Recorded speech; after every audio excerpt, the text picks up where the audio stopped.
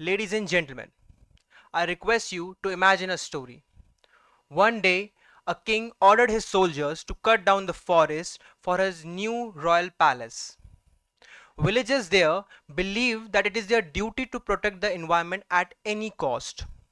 Though there were law existed at that time, a woman stepped forward with her three daughters to protect the forest and hug the trees and said, if you may cut the tree, you cut me first. And sadly, all four of them were beheaded by the soldiers. This enraged the community and they protested to protect the forest, and 663 people died. They were killed by the soldiers, including men, women, and children. This is not an imaginable story, ladies and gentlemen. This is the reality that happened in 1730 in our country, and the woman was Amrita Devi. The community was Bishnoi community, and the king ordered to stop the cutting of the trees, as he saw the sacrifice of the people and promised to protect the forest. But we know it was not the government, it was not the law, but the people's love for the nature. They didn't wait it for the permission, they took action themselves. Even after independence, this inspired millions of people, and we saw movements like Chipko movement, Epico movement in my country. And that's why, ladies and gentlemen, I stand here today for the motion to crush the arguments of the opponent's side and make you believe that it is not the laws but the people on ground who truly protect the environment.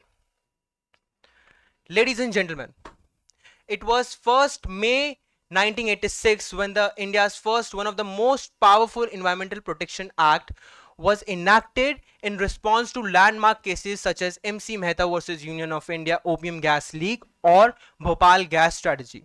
It was 19 November 1986 when this act officially came into force. However, it was 30th August 1988 when the judgment on rural litigation and entitlement Kendra versus Uttar Pradesh, commonly known as Dehradun Quarrying case, marked the first time court responded to a mass movement of people saying that it is a right to a healthy environment as a fundamental right.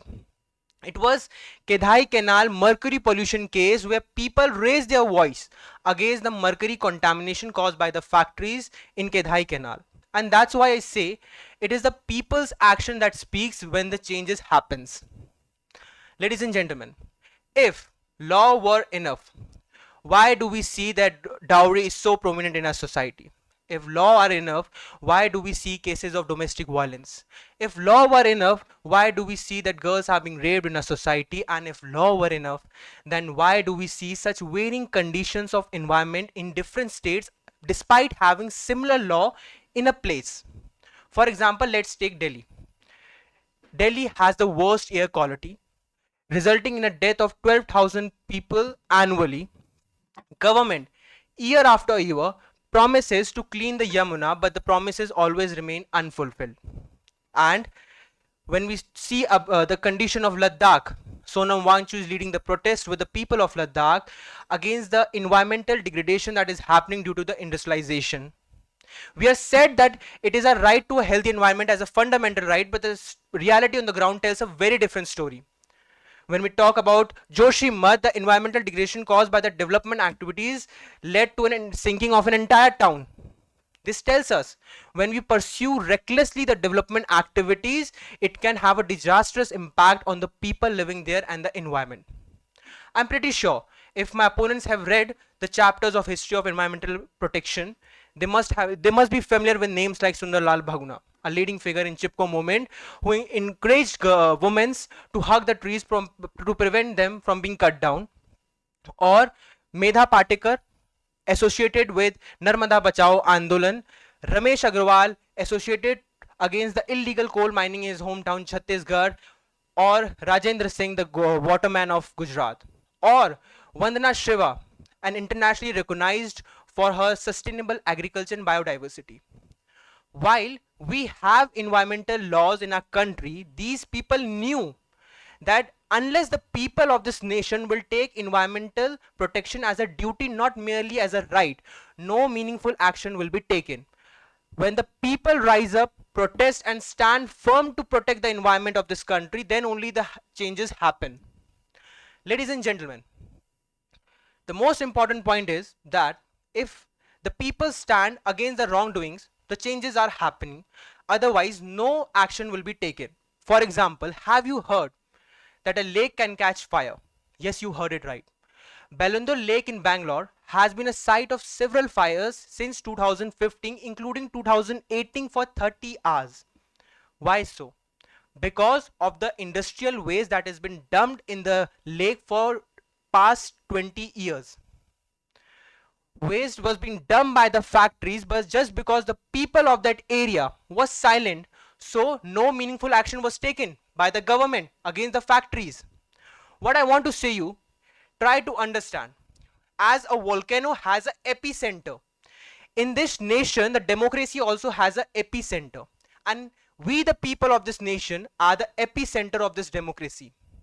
When we the people raises voice against the wrongdoings, then the policy makers make a better policy. When we the people raises our voice against the wrongdoings, then the policies effectively implemented effectively. And when we the people raises our voice against the wrongdoings, then the adjudication were performed smoothly, else no action was taken against the wrongdoings. At last, if my opponents still have an audacity to say that it is the laws, not the people, who protect the environment on ground, then I'm reminded of the words of Greta Thunberg. I should go back to the school on the other side of the ocean. Yet you all come to us, young people, on hope. How dare you? You have stolen my dreams, my childhood, on your fake, empty words. The environment is damaging. People are suffering, people are dying. And the entire ecosystem is collapsing. And we are in a way to the massive extinction. How dare you? Thank you. Jai Hind.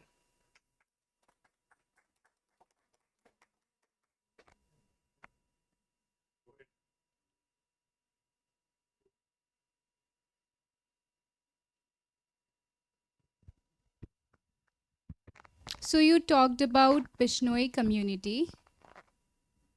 A community would preserve an area of them. Can a community like Bishnoi or any other tribal community in India protect the climate change in Alaska, climate change in USA? How would you justify that? Thank you, ma'am, for your question. But I think when I say about the people, when I'm debating about the people, I don't mean that just the people of Rajasthan. I'm saying that the people in every area in this world who are living there, they are responsible for the protection of the environment, not the laws. If you're talking about Alaska, if the people of Alaska are not protecting the environment, and the environment of that place is not good, for example, then will you say that the laws have protected? No, laws have failed. I'm saying that the people are responsible for the protection of environment because they are the epicenter. Laws nowhere is protecting. When the Bishnoi committee protects this Rajasthan area, in the Uttarakhand, Chipko movement protects the Uttarakhand. When we are talking about different movements in different areas, it collectively protects a country from environmental degradation. Thank you.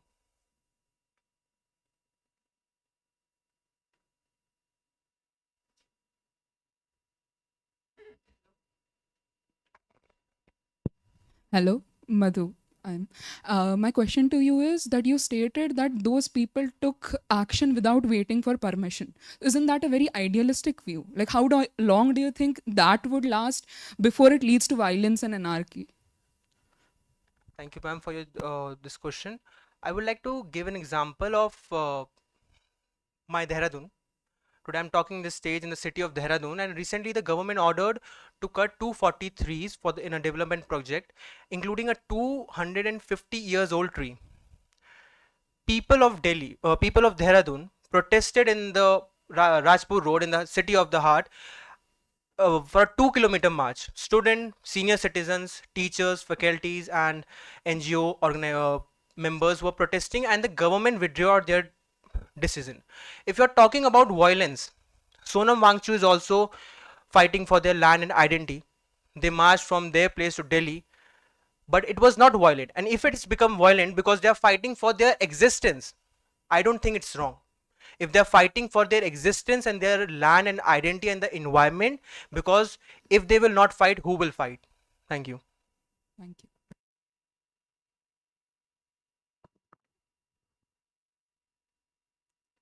Thank you.